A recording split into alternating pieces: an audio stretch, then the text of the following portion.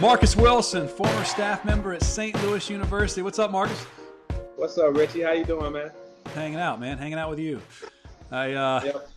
I don't know if a lot of people know how good a player you were. You were back in '99, one of the best players in the Missouri Valley Conference, Player of the Year, and then you went on and played professional basketball for 12 years, and then coached under Jim Cruz at St. Louis University for a while. So you obviously got a lot of experience. Yeah, man. I mean, it was great playing for Coach Cruz and even coaching under him. I played in Europe, and so I think it gave me a lot of insight on basketball in America and Europe, and then also playing for a coach like Coach Cruz is it's been great to like learn the game, the details of the game, as well as being able to and playing professionally. A lot of times, it's more athleticism involved, and so to be able to be a part of that, and then also be able to teach the details of the game I learned from Coach Cruz, it's been great. So I had a great run at it. That's awesome. Well, I don't oftentimes bring on guys that are former coaches, but I wanted to do Right. that with you because I think you've gone through what a lot of college coaches and former college coaches have gone through, and that's trying to transition from coaching college basketball, yet still trying to stay involved, but transitioning that into the business world. So you're on here to shed some insight on that. Yep. Well, man, I mean, it's been interesting. I think, first of all, from a player standpoint, when you finish playing ball, I think most guys go through a transition period where they're trying to find themselves because for the last 10 years of their life, they've been identified as a basketball player. Now it's like, I no longer have that. I had that, but even just now, I coached for Coach Cruz at St. Louis University, and we were let go last year in May. And it was still a time where I felt like, man, I just need to stay in coaching. But I took some of the things I learned in coaching and applied it to the business world. And I've been very successful as executive director of the YMCA. Do I want to continue coaching? Of course. There's something about that I just love, that camaraderie. I love recruiting. But one thing that Coach Cruz said that really made my transition easier was to write down everything about college coaching that you like. What is it that makes you want to be a college coach? I want to be around the kids. Um, I like the relationships. I like the camaraderie. Whatever that case may be, and write all that down, and then see if you can get that in the business world. Because usually in the business world, your job is more stable. They can't just walk in one day and fire you without giving you unemployment, without things like of that nature. And me being at my age, being married, I have to start thinking about my goals and dreams as well as my family. And so I found that at the YMCA as executive director, the relationships that I built, um, but then I was still missing the basketball part, which I run youth sports and all that. But I say I'm also the 16U head coach of Gateway Adidas, or Adidas Gold Gateway, and so I train kids. I have quite a few Division I athletes on my team on my roster this year. So I'm still in touch with college coaches. A lot of the coaches that I knew coming up that are coaching now, they call me about my guys. And then the relationships is so important. The same way in recruiting, for me now in relationships. For example, being executive director, sometimes I need to form collaborations to bring resources into my Y, or I may need to talk to someone that may be a donor that may want to give. It's the same aspect of recruiting. Um, I may talk to an AAU program now as a college coach. Um, I could talk to an AAU program that has no Division I players now, but I stay with that guy and I stay in touch with him and see how his players are doing, where they're going, what can I do to help him, how can I connect him to someone else, to another Division II coach that I may know, and get that kid a scholarship for 2 years, and I get nothing in return out of it. And then that third year, he has two studs, and every coach in the country is calling him, and he favors me because I've been with him from the start. I learned that in basketball. That same applies to business. I'm in touch with people now trying to connect other businesses that has nothing to do with me to people that I know that can help them flourish, or someone that I think I see potential in down the road, and they have nothing to offer me now, but I'm in touch with them now. And then, for example, this year, that started last year, and I got a call from someone a year later who said, I'm in position to help now.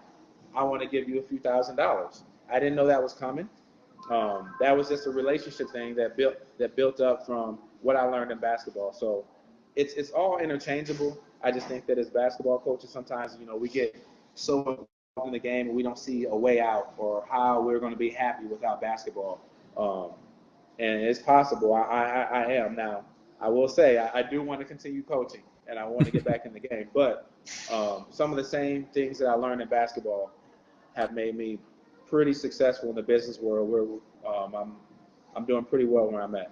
Well, what's cool about it is it's not like you're not coaching. You're still involved with AAU, like you said, and probably a lot of those lessons that you've learned, you're probably giving down to your players. And high school kids are probably a little bit more impressionable, so that's good. You're probably making an impact on them. But it sounds like the what you learned as a college basketball coach has certainly helped you in the business world, mainly from developing relationships. Is that right? Yeah, I mean the relationships are key.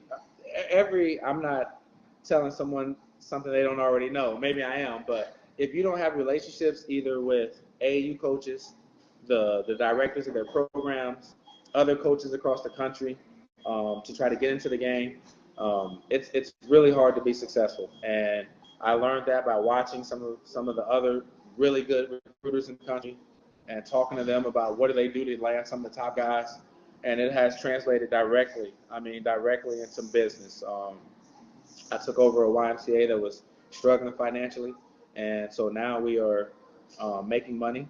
We made money this year in 2017, and so it's the first time we've done that, and they've done that in 5 years.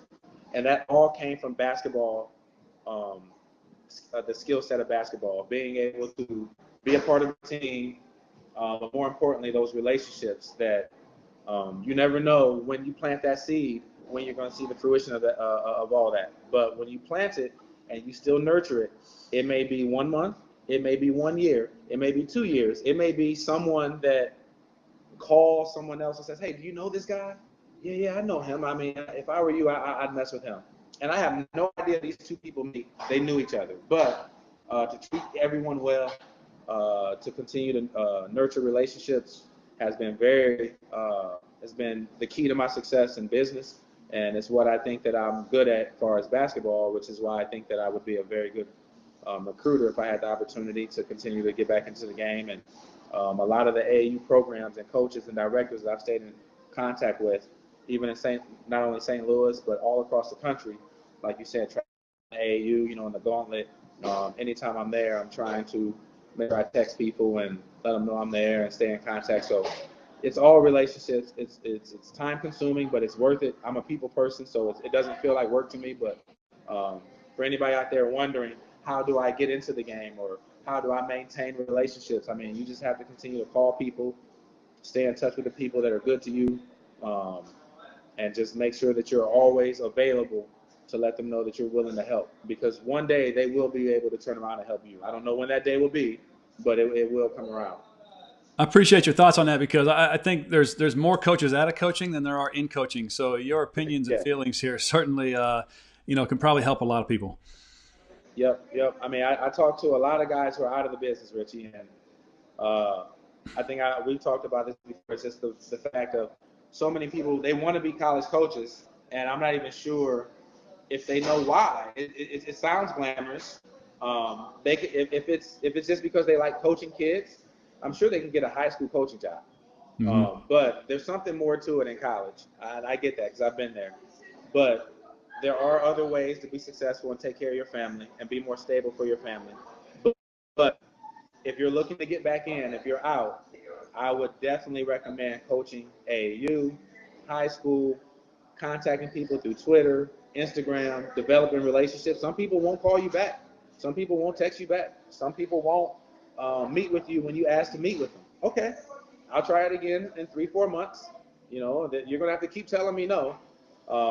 And the same thing with business. Like, you're going to have to keep telling me no. But if I continue to nurture that relationship, I think that for the most part, you end up expanding your network. Like we tell people, your network increases your net worth. And whether that's recruiting or your money or whatever it is, it's all relationships. Appreciate you dropping that knowledge, man. I appreciate your time. I'm going to have to wrap it up. But, hey, thanks for saying that. I think you're helping a lot of people. I appreciate it, man. I appreciate you giving me the time. And I love what you do, man. You put a lot of people in position to give their voice out. And a lot of guys like me listen to what you do. And I get a lot of knowledge. So I appreciate you, man. Appreciate that, man. All right. Take it easy. Thank you, man. Talk to you later. All right.